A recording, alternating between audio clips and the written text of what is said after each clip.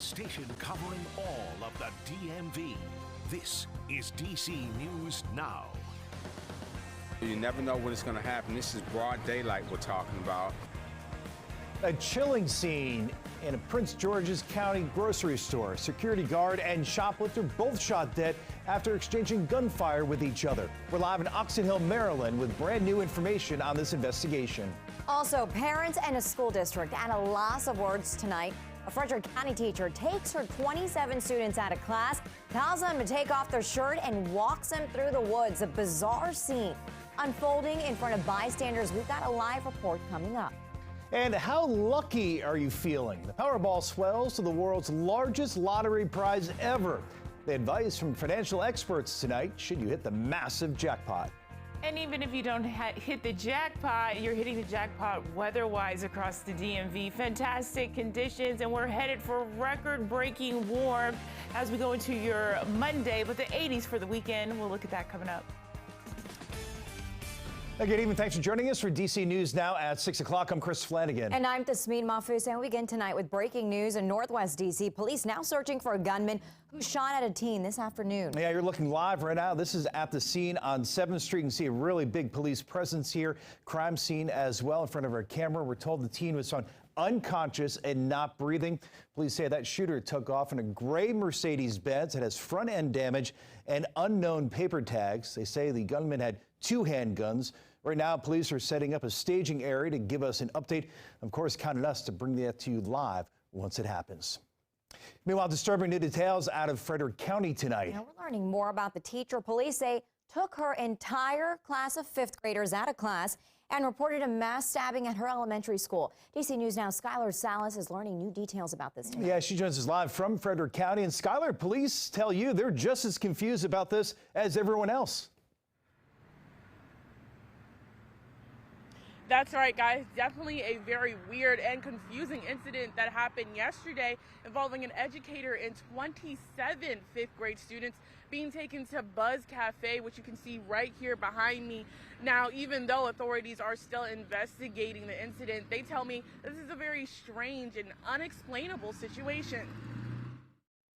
She did remove her own top and told the kids to remove all their T-shirts or whatever, what have you, all their jewelry that would have been, you know, colored to stand out in the woods or whatever, anything of any color. They removed their watches, their shirts, whatever, I guess to travel through the wooded area from the school.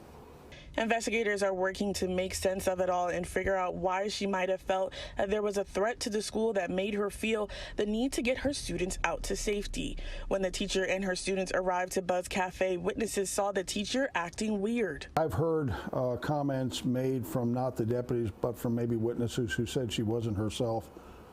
I think people within the store knew her, within the business knew her, and said she wasn't quite herself. Green Valley Elementary School released a statement today saying, in part, one of our staff members took a class of students off-site as she used the avoid strategy in our avoid, deny, defend, security drill.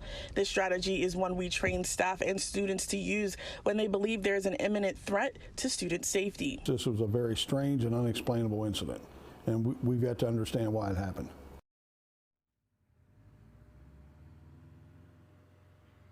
That's right, very concerning. Now, as of right now, the teacher has been taken to the hospital for an emergency evaluation. Now, the remaining question is, what would prompt the teacher to think there was some kind of violence happening in the school? And as the investigation continues, we'll be sure to provide that information for you. But for now, reporting live in Frederick County, Maryland, Skylar Salas with DC News Now.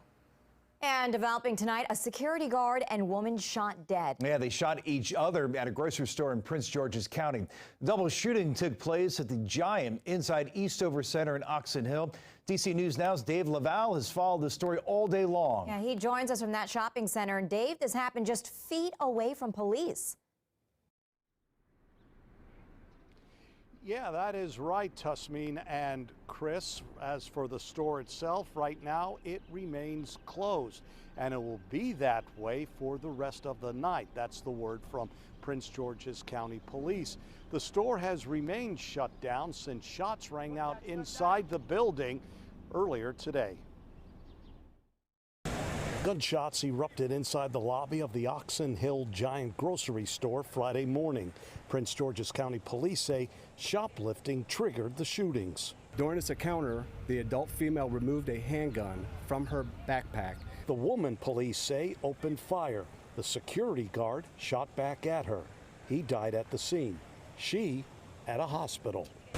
Police needed just moments to respond to the crime scene, as they did not have far to travel. A police station is located inside the shopping center.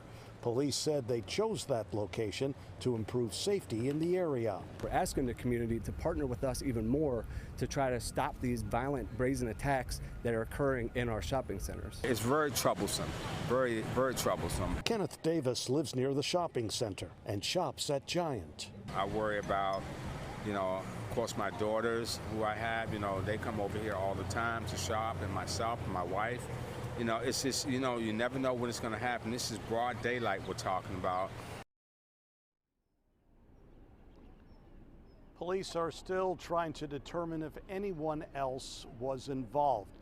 There have been no reports of any other injuries. Now, as we said earlier, the store will remain closed for the rest of the evening. Got a chance to talk to a manager just a few moments ago before we went on air, and he declined to say when the Giant store will reopen for business.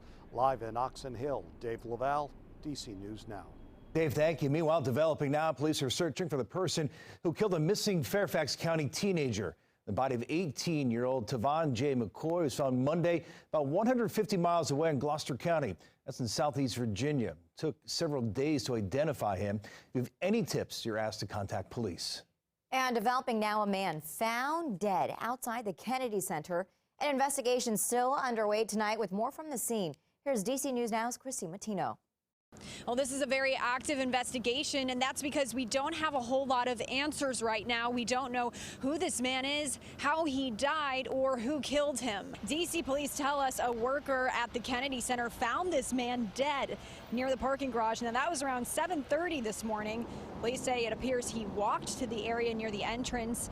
They say, though, it doesn't appear to be where the crime actually happened. They're still working to figure that out. The man has several trauma wounds, some fresh and some in the healing stages. It has police baffled. Now they're working to find out exactly how he died. Initially, the call was for a shooting, which obviously was put out, but right now, just kind of based upon what we know a little bit more into the investigation, we're unsure of the type of injury that it is. Whether it's a gunshot wound, stab wound, we just don't know just yet. People are asking anyone with information to contact them. A representative from the Kennedy Center says shows will continue as normal as this investigation continues, but levels B and C in the parking garage will be closed. So if you are heading to the center, be sure to plan accordingly. In Northwest, Christy Matino, DC News Now. And new tonight, the latest jobs report shows businesses are hiring more people despite rising inflation. So according to the report, more than 250,000 jobs were created in the month of October. But the report also showed a slight increase in unemployment by 0.2%.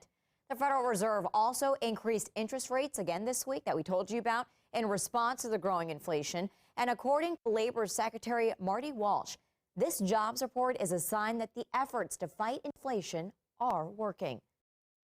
I think what we're starting to see now is hopefully a transition into a slow, steady economy, meaning that we'll see job growth gains, but it's not as strong as they were in the past. And I think that that's what we want to see. And Democrats continue to blame outside factors like the war in Ukraine and supply chain issues for high prices. And this is also the final economic report before going into Election Day. Developing now at 6, Prince George's County and Maryland leaders are fighting for the FBI to select 2 locations in the county that call their future headquarters home. Our reporter, Yamari Sase, was at a news conference today and heard why they feel the county is the best fit for the Bureau. The future location of the FBI headquarters has the potential to help transform our county and our state. Maryland leaders are pushing for the FBI to choose Prince George's County as home for its headquarters. Landover and Greenbelt are 2 options. A third, Springfield, Virginia. Proximity to Quantico Marine Corps Base was suddenly added in the 11th hour and is now the #1 criteria. And after years of discussion, A recent change in criteria by the General Services Administration has leaders shocked and frustrated. This is an abrupt change that clearly favors Springfield and puts our county at a disadvantage. There's not a single service, activity, or amenity at Quantico that isn't already in Prince George's County or that cannot be replicated in Prince George's County. Local leaders emphasizing the resources Greenbelt and Landover offer and the benefits of bringing the FBI to Prince George's County. The facility would bring quality public sector jobs to black communities and influx of customers to local black-owned small businesses. We have greater access to transit, better highway access, quality amenities, an unmatched STEM research ecosystem, and a greater reliance on clean energy projects. Plus, unlike the site in Northern Virginia, our sites are build ready now. County leaders say this decision impacts residents directly. Taxpayers are going to continue to be faced with higher burdens in Prince George's County because we don't have the economic development that Northern Virginia has, that the District of Columbia has. Now, we did reach out to the General Services Administration for comment, but didn't get a response back just yet. But back in September, they did say that this will be a fair and transparent selection process, and they'll make their final decision in the coming months. For now, reporting in Greenbelt, Maryland, I'm Yamari Sase, DC News Now. And new developments tonight for Metro riders. WMATA just announced its reopening service for stations south of Reagan National Airport on Sunday. It includes Braddock Road, King Street, Old Town, and Franconia Springfield. The stations were closed for 8 weeks while crews worked to connect tracks to the new Potomac Yard station. WMATA says it's expected to open that station next year. And the Washington Commanders announced former defensive tackle Dave Butz died at 72 years old. The team releasing a statement saying, "We're heartbroken over the loss over Washington legend Dave Butz, sending our deepest condolences to Dave's family and friends." Butz helped lead the team to 2 Super Bowl titles, one in 1983 and another in 1988. Butz was also named to the Pro Bowl in 1983, along with being named an All-Pro that year. Butz played 14 seasons with the Washington franchise. Hey, happy Friday, my friends. Hopefully you are enjoying the sunshine that is out and about. You know, I saw a few people driving around with the drop top down this afternoon because we have sunny skies and definitely warmer temperatures. That is really going to be the focus going into the weekend. And folks, we are just getting started with the 70s. So right now, seeing a slight cool down in our daytime highs. Most spots hitting about 70 to 72 for official highs for today. Manassas right now 69 degrees, so we're starting to cool off towards our west, just south of 66. Our eastern counties continue to be slightly cooler in the upper 60s. So as our overnight lows and daytime highs continue to drop, our temperature changes will continue to really fluctuate here in the next 24 hours. What you really need to know with this map is we are about 15 degrees above average for this time of year, and that's going to continue as we go into the weekend. What I can't promise you is this abundance of sunshine that we dealt with this afternoon. Partly cloudy skies for tonight if you have evening plans. Hey, you know, normally I don't say this, leaving home without a coat, but tonight we are going to be on the mild side. And folks, we're just getting started. We're actually now changing our forecast for the next 3 days. I think we're going to go on a stretch upper 70s with many spots hitting 80 degrees